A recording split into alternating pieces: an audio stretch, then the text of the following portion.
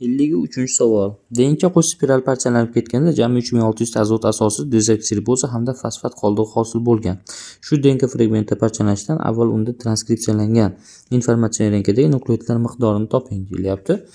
Bitta nukleotimiz tarkibida 3 ta komponentdan iborat, ya'ni azot asos bo'ladi va pentoza bo'ladi.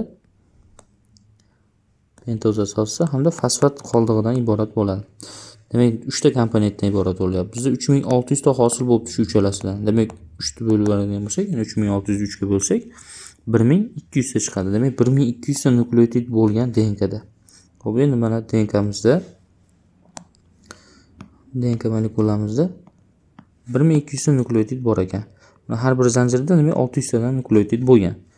Informatsion RNK uning bitta zanjirdan sintezlangan. Bitta zanjirda demak 600 ta nukleotid bo'ladi.